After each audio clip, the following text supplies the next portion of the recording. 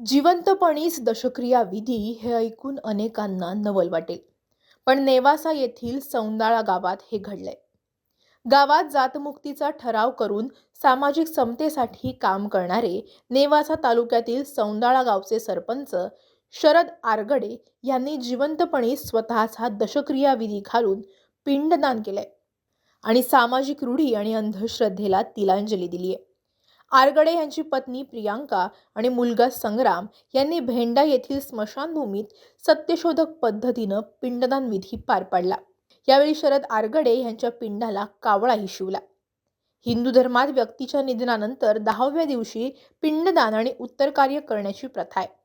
मृत्यूनंतर अस्थिविसर्जन दशक्रिया 13वा विधीसाठी अवाजवी खर्च केला जातो.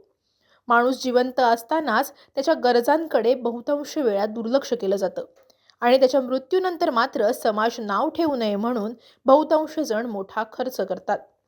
मृत्यूनंतर आत्मा शांत होतो किंवा ठराविक विधी केल्यानंतरच त्याला मोक्ष मिळतो अशी समजूत समाजामध्ये.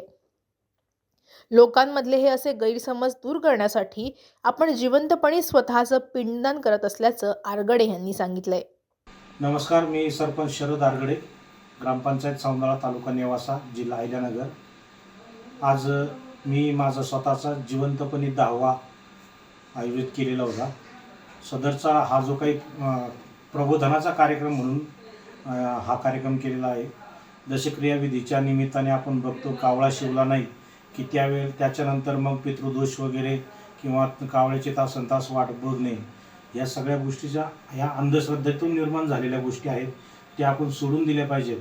कावळ्याला माणूस जिवंत आहे की मृत आहे हे काही माहिती नसतं. कावळा हा फक्त आणि फक्त अन्न खाण्यासाठी त्या ठिकाणी आलेला असतो, हे आम्हाला कुठेतरी दाखवून द्यायचं होतं. म्हणून खऱ्या अर्थाने आज मी स्वतःचा 10वा त्या ठिकाणी केलं. माझी पत्नी आणि मुलगा त्यासाठी पिंडदान करण्यासाठी आम्ही त्यांना बसवलं. पूजा वगैरे सगळ्या गोष्टी प्रतिकात्मक आम्ही त्या ठिकाणी केल्या.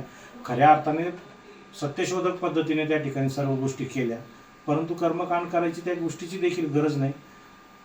याच्यातून फक्त हेच सांगायचं आहे की छोट्या छोट्या ज्या सामुदायिक जास्त लोक एकत्र येऊन होणाऱ्या ज्या अंधश्रद्धा आहेत ह्या दूर जर झाल्या तर मोठ्याला अंधश्रद्धा निर्माण होणार नाहीत आणि अशोक खरातसारखे गडगेसारखे भोंदू निर्माण होणार नाहीत. या गोष्टींना खतपाणी मिळणार नाही. म्हणून खऱ्या अर्थाने हा प्रबोधनाचा कार्यक्रम आज आयोजित केला होता. माझ्या निधनानंतर माझ्या पत्नीनं कोणत्याही विधवा प्रथा पाळू नयेत, तिने कुंकू पुसू नये, बांगड्या फोडू नयेत किंवा मंगळसूत्रही उतरवू नये असं स्पष्ट नमूद करणारे कायदेशीर प्रतिज्ञापत्र आरगडे यांनी तयार केलंय.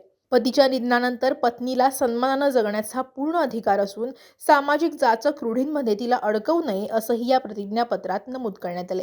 त्यामुळे अंधश्रद्धेला मूठमाती देण्यासाठी सरपंचांनी उचललेलं हे पाऊल सध्या राज्यात चर्चेचा विषय ठरतंय. Mobin Khan, Maharashtra times online, Ahilyanagar.